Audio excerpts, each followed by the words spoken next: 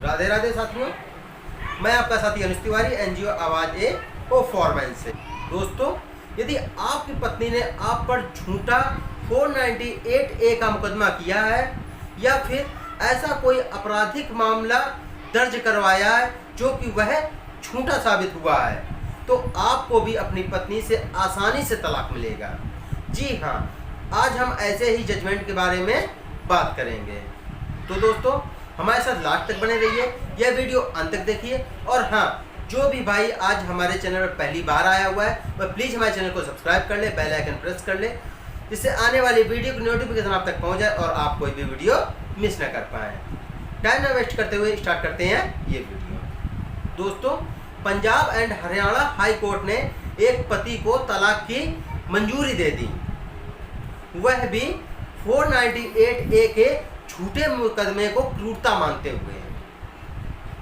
अर्थात उसकी पत्नी ने उस व्यक्ति पर झूठा 498A का मुकदमा किया था, वह भी उस मुकदमे से बरी हो गया, उसी मुकदमे को आधार मानते हुए कि उस व्यक्ति पर यह क्रूरता की गई है। इसी बात को लेकर Punjab and Haryana high court ने उस व्यक्ति को तलाक की मंजूरी दे दी। आइए जानते हैं इस केस के बारे में पूरी जानकारी। दोस्तों, इस केस में पति ने निचली अदालत में तलाक के लिए याचिका दायर की थी, लेकिन उसकी याचिका सन 1998 में खारिज कर दी गई। फिर उसने Punjab and Haryana high court में अपनी अपील दायर की। दोस्तों, इस केस में पति पत्नी की शादी सन 1984 में हुई थी। विवाह के पश्चात एक पुत्री ने जन्म लिया और सन 1992 में उन दोनों के मध्य संबंध तनावपूर्ण हो गए। पति का कहना था कि प्रतिवादी अर्थात पत्नी अपने मायके बहुत ज़्यादा जाया करती थी। एक मायके जाना होता है, एक बहुत ज़्यादा जाना होता है, तो उसकी पत्नी बहुत अधिक जाया करती थी।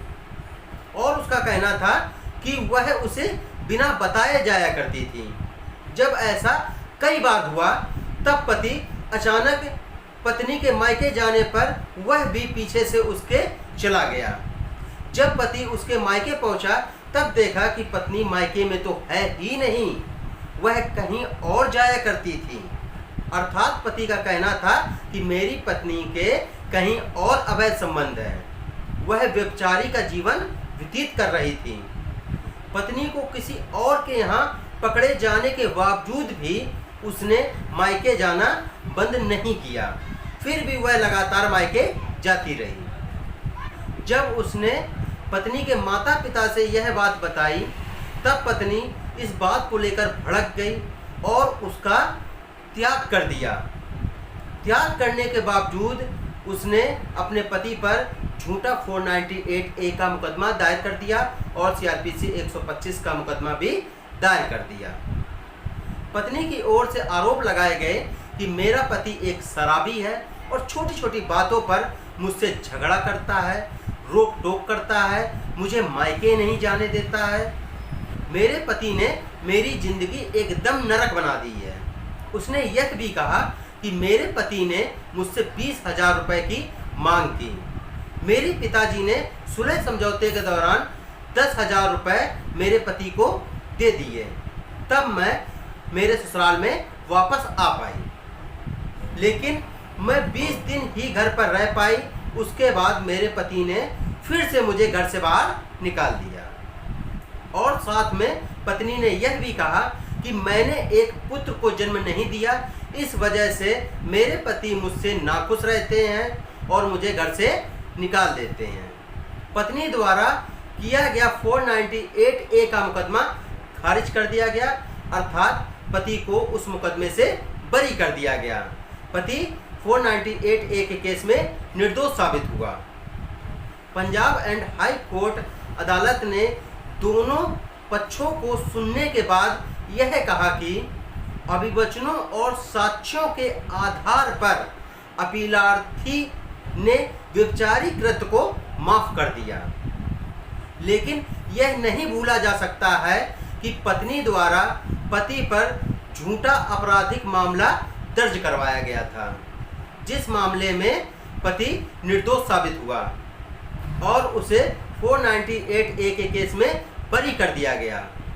और यह अच्छी तरह से कानून स्थापित है कि पति या पत्नी यदि कोई भी एक किसी के ऊपर झूठा आपराधिक मामला दर्ज करवाता है और वह मामला बाद में झूठा साबित होता है तो यह क्रूरता मानी जाती है, जिसके आधार पर पति या पत्नी तलाक की डिक्री की हकदार होती है।